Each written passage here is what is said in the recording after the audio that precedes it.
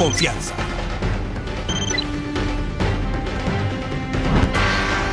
T13 Noticias.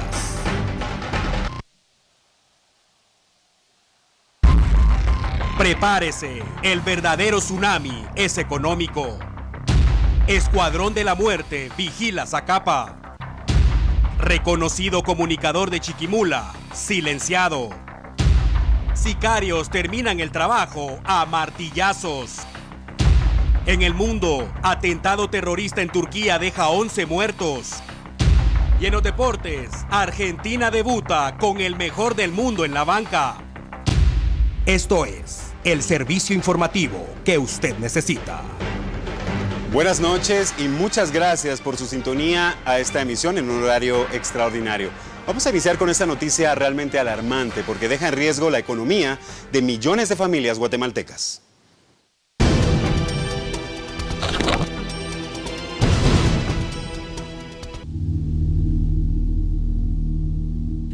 Al parecer, los guatemaltecos estamos condenados a seguir muriendo de hambre. Hace 2 semanas, los expendedores de pollo importado y de producción nacional desafiaron a las autoridades e hicieron oídos sordos a la resolución de la Corte de Constitucionalidad, que dejaba sin efecto un amparo que pretendía aumentar en 1.52 quetzales el precio del pollo.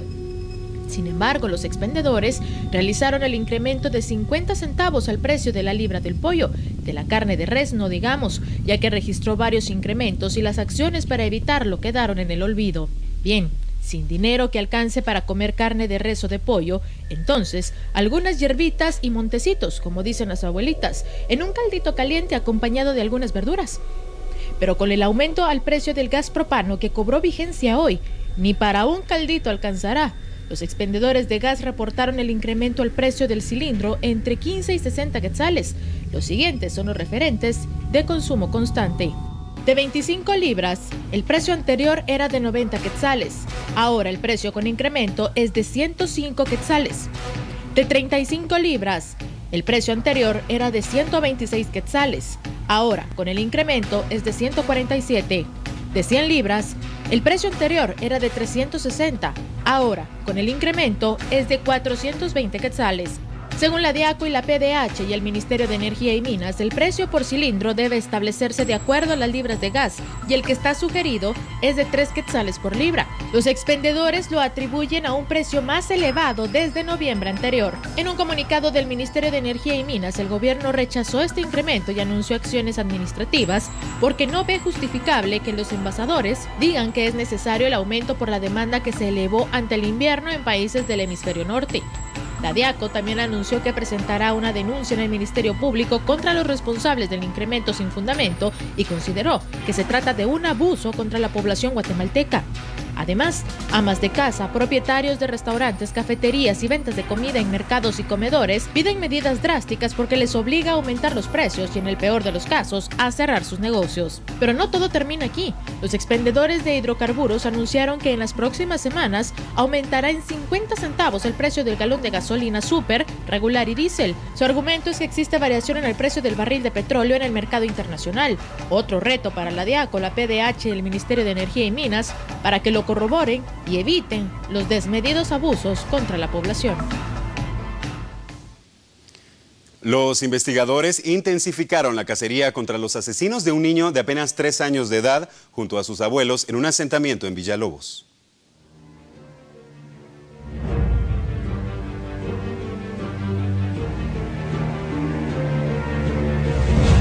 El pasado jueves, sicarios abrieron fuego contra 2 abuelos y su pequeño nieto de 3 años en un asentamiento de la zona 12 de Villanueva. Los 3 fallecieron y la noticia conmocionó al país. Estamos hablando de personas armadas que acecharon y persiguieron por varias cuadras a las 3 víctimas. La abuela buscó refugio en una vivienda, pero poco sirvió. Ingresaron y la acribillaron. El abuelo cayó sobre el techo de una vivienda, lo atravesó y falleció al caer. El nieto quedó en una banqueta y, pese al infierno que sufrió, tuvo la fuerza suficiente para sujetar el último regalo de sus abuelos. Se llevó sus juguetes al cielo. ¿Quién ordenó el ataque? ¿Por qué? ¿Y quién lo ejecutó? La Policía Nacional Civil busca respuestas para capturar a los responsables y presentarlos ante la justicia. Para ello, Hoy se realizaron allanamientos en Villalobos, una de las colonias más peligrosas de Villanueva. Las acciones incluyeron irrumpir en la vivienda de los abuelos asesinados, donde localizaron un machete y un cuchillo. En la vivienda aledaña, las autoridades descubrieron un arma de fuego y cartuchos útiles. Es importante mencionar que la madre del niño, Jocelyn López Agbá, de 20 años, fue arrestada horas después del crimen, acusada de extorsión. Hoy no se reportan capturas, pero no se descarta que los familiares del niño asesinado hayan estado vinculados con pandillas y casos de extorsión. De ser así, el pequeño Daniel de Jesús, como en muchos casos, simplemente fue víctima de las malas decisiones que tomaron sus seres queridos, y aún con la inocencia de cualquier niño de 3 años, la muerte le cobró la factura.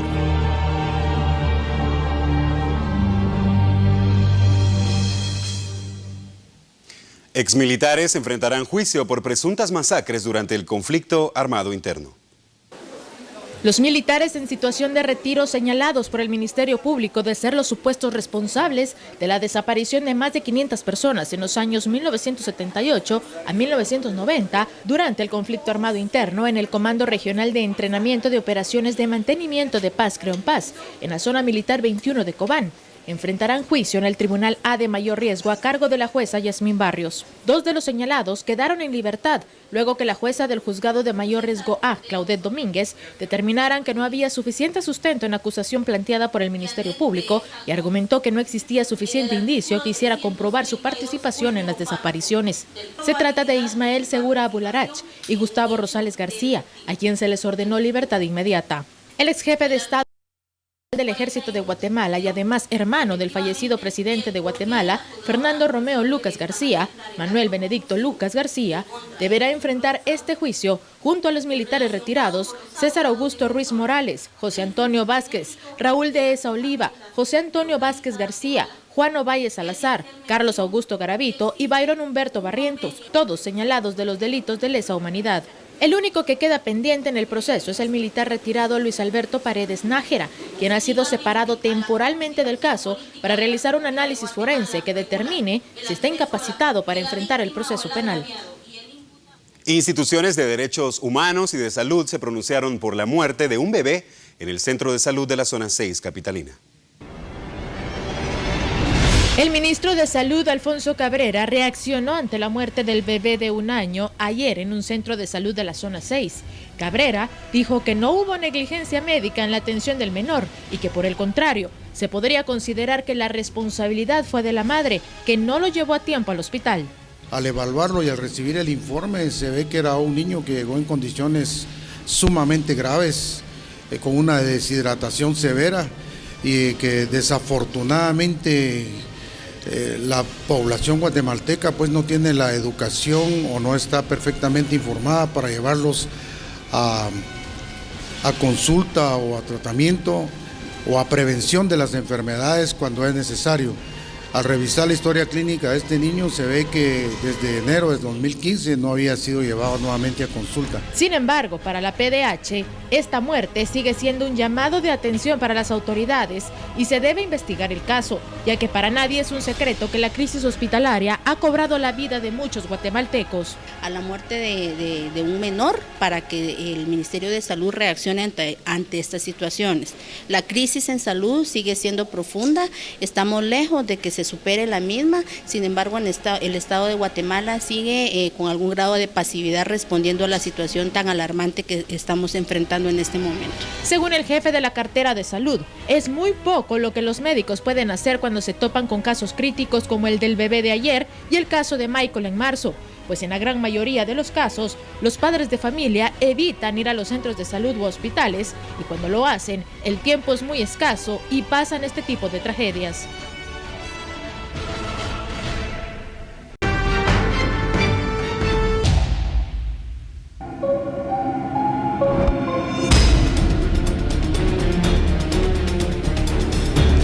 Estamos de regreso en T13 Noticias, le agradecemos muchísimo su sintonía a esta hora. Recuerde, mañana regresamos a nuestro horario habitual, a las 21 horas, esperamos nos pueda acompañar. Ahora mucha atención porque al menos 6 departamentos al oriente de nuestro país se ven afectados por la presencia de mareros salvadoreños. Hablar de mareros es hablar de asesinatos, secuestros, extorsiones, descaro, cobardía y saña. Se han convertido en el flagelo social que merece la atención de todos, pero el Estado guatemalteco es el que está obligado por mandato constitucional a combatirlos y erradicarlos. El tema es complejo y evidentemente de nada sirve capturarlos y encerrarlos. En primer lugar, indirectamente ellos eligen en qué cárcel quieren estar y eso depende de qué pandilla integren. Aún encerrados continúan delinquiendo y engordando. Tienen acceso a lo que quieran sin importar dónde estén recluidos y pese a los esfuerzos que anuncian las autoridades, tienen el control de los penales. A este problema, amigo televidente, súmele la migración de mareros de Honduras y El Salvador, porque los gobiernos de esos países sí están combatiendo de frente el cáncer de las pandillas. El trabajo es doble para la policía entonces, porque además de lidiar con los mareros nacionales, deben tratar de evitar el ingreso de los delincuentes que huyen de las autoridades de su país. Este problema en particular está afectando a los pobladores de Jalapa, Jutiapa, Chiquimula, Izabal y Zacapa. Y precisamente en este último lugar, los pobladores han decidido darles una manita a las autoridades para acabar con las pandillas. En varias regiones de Zacapa es fácil encontrar papeles como este que hoy le mostramos y el mensaje es claro. A todo marero que sorprendamos en las calles de Zacapa, lo vamos a matar. No queremos esa escoria en nuestro departamento. Están advertidos. Marero visto, marero muerto. Atentamente, Escuadrón de la Muerte. Realidad. Quizás sea una broma. Y si no, limpieza social, narcotraficantes. ¿Usted qué cree? Yo me limito a recordarles a todos que busca, encuentra.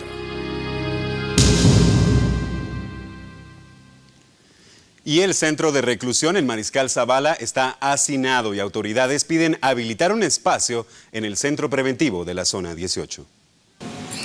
El centro de privación de libertad en el interior del cuartel militar Mariscal Zavala sobrepasó su capacidad para albergar a personas detenidas, vinculadas en casos de alto impacto y que esperan finalizar su proceso judicial. En Mariscal Zavala prácticamente ya no cabe una persona más. Tuvimos que tomar algunas acciones estratégicas para poder recluirlos. Dentro de esas, generar unos movimientos de privados de libertad que estaban en el preventivo de la zona 18. El día de hoy o a más tardar el día de mañana concluimos con ese movimiento. Eso nos va a permitir generar un espacio, el cual le vamos a proponer al juez Gálvez que lo valore para poder recluir ahí a las personas que están en Mariscal Zavala. Los servicios básicos comienzan a limitarse por el hacinamiento. El agua es tomada de un depósito del Centro Médico Militar y pues se le está poniendo ahí por horas para tampoco dejarlo sin ese vital líquido. Con las últimas capturas, este centro quedó hacinado y fue necesario utilizar carpas, mientras las autoridades buscan nuevos espacios en centros de detención preventiva. 2 ex empleados del expresidente del Congreso de la República, Pedro Muadi, fueron sentenciados por plazas fantasma.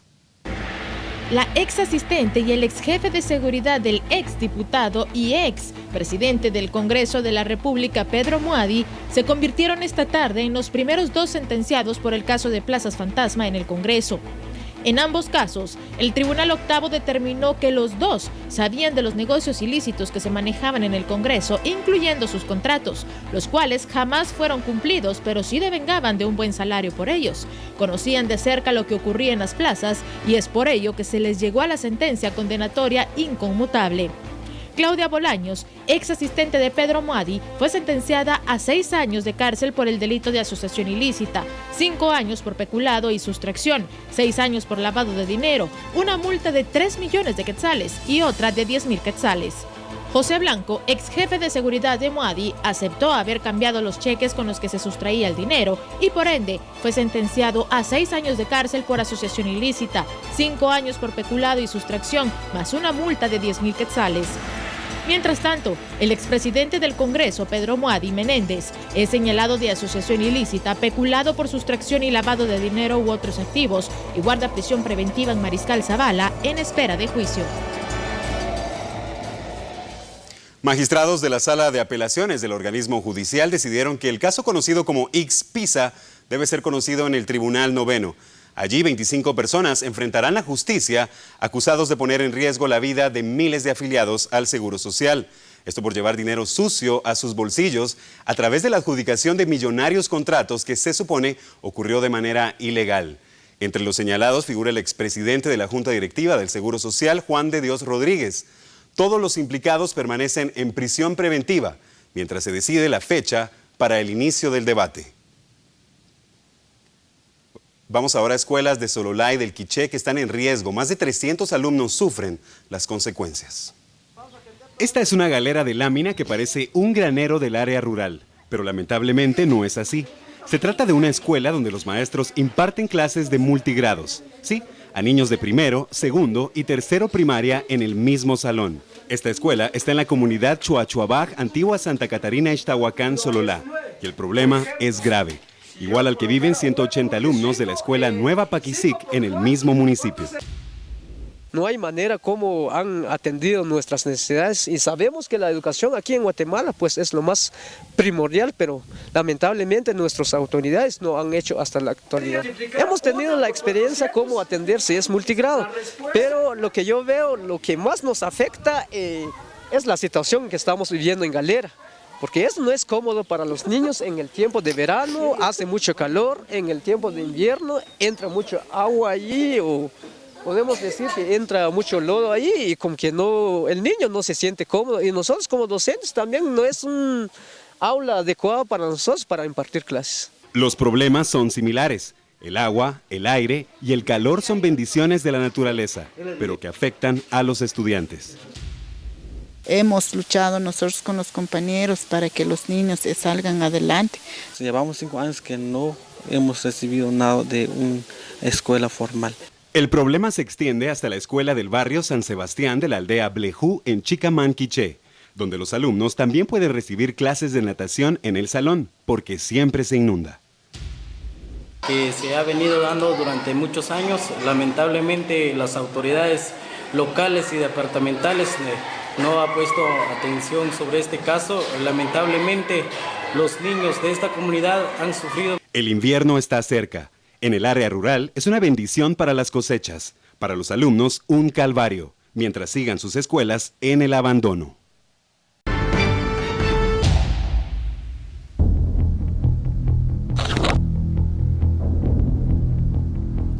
En Chiquimula causó consternación el crimen cometido contra un médico y conocido comunicador social de la región. En Chiquimula, Víctor Hugo Valdés Cardona, de 65 años, médico y director de un programa de televisión local, fue asesinado este martes en la cabecera de ese departamento, cuando se ejercitaba junto a uno de sus nietos. En ese momento, sujetos desconocidos le interceptaron el paso a bordo de una motocicleta y le dispararon. En el perfil de Facebook de la Cámara de Locutores Profesionales de Guatemala se publicó un comunicado en el que esa asociación repudia el hecho violento y pide que se esclarezca. Familiares del comunicador indicaron que Valdés Cardona tenía desde hacía 30 años un programa cultural y religioso llamado Chiquimula de Visión y no transmitían nada político o de sucesos, por lo que desconocen los motivos del asesinato. La irresponsabilidad de un piloto cobró la vida de una niña en Retaluleu. En la siguiente nota le contamos por qué. El bloqueo en el Acintal Retaluleu ya cobró la primera víctima mortal. Un piloto irresponsable, quizá aturdido por el tiempo de espera, decidió retirarse de la fila de vehículos y a toda prisa tomó rumbo por la aldea El Shab de ese municipio, pero no se percató que la niña Araceli López Barrios, de 12 años, caminaba a la orilla de la carretera con rumbo a su centro de estudios. El irresponsable la atropelló y le provocó la muerte de forma instantánea. Y como es común en estos casos, huyó del lugar. Afortunadamente, hoy fue retirado el bloqueo en Retaluleu. Vamos con más información. El magistrado Douglas Charchal llegó a tribunales para conocer el avance del proceso en su contra. A pesar que el magistrado Douglas Charchal fue señalado por Juan Carlos Monzón, exsecretario privado de Roxana Valdetti y actual colaborador eficaz del Ministerio Público, de haber supuestamente traficado influencias para que se otorgara un amparo a favor de la empresa terminal de contenedores Quetzal TSQ. El Ministerio Público no ha accionado en contra del funcionario, quien después de haber perdido su inmunidad, solicitó un permiso a la Corte Suprema de Justicia para ausentarse sin goce de salario, en lo que se resuelve su situación jurídica. En virtud de lo anterior, el magistrado se presentó a la torre de tribunales para conocer qué avances se ha tenido en su caso en el juzgado de mayor riesgo B. Verificar si había alguna notificación pendiente y no hay, todas las cosas siguen en el mismo estado. No, todavía no hay ninguna, no hay. Charchal dijo que solicitará más tiempo de ausencia en la Corte Suprema de Justicia al no haber movimiento en su caso y dijo estar confiado de Dios ante los señalamientos que el Ministerio Público hizo en su contra. Ahora viajamos a Quetzaltenango, donde se montó un operativo en busca de una banda dedicada al robo de vehículos. Agentes de la División Especializada en Investigación Criminal de IC, en coordinación con fiscales del Ministerio Público, efectuaron 3 allanamientos en inmediaciones del kilómetro 219, ruta a Citosarco, jurisdicción de la aldea Pasac 2 del municipio de Cantel, Quetzaltenango. Esta acción se concretó realizando secuestro de piezas de vehículo con reporte de robo y otro tipo de evidencias que contribuyan en la investigación para la desarticulación de bandas que se dedican al robo y desmantelación de vehículos. Dentro de los detenidos está el supuesto jefe de esta estructura, Héctor Gabriel Méndez Vicente, de 34 años, detenido un día antes de estos allanamientos, también sindicado por el delito de asesinato en grado de tentativa. Sololá se viste de luto nuevamente con el asesinato de un taxista. Antonio Pablo Chopén, de 37 años, se dedicaba a conducir y prestar servicio de transporte en un mototaxi en la aldea El Tablón, cabecera departamental de Sololá. Hoy, Pablo Chopén fue localizado sin vida dentro del mototaxi. Fiscales del Ministerio Público localizaron en la escena del crimen un martillo ensangrentado con el que se presume le golpearon la cabeza. También detectaron 2 heridas de bala, una en el cráneo y otra en el abdomen. Familiares de la víctima indicaron que días antes recibió amenazas de muerte. Posiblemente era víctima de bandas delincuenciales que se dedican a la extorsión. La versión preliminar señala que los sicarios le dispararon, pero al ver que continuaba con vida, tomaron el martillo y lo utilizaron para terminar el trabajo. T13 Noticias presenta los más buscados. Maya Elisa Kausel-Beschirov de Aberlán, caso Bancafé, la buscan por caso especial de estafa y lavado de dinero. Si sabe dónde está, denúncielo. Su llamada será confidencial. T13 Noticias, servicio y responsabilidad social.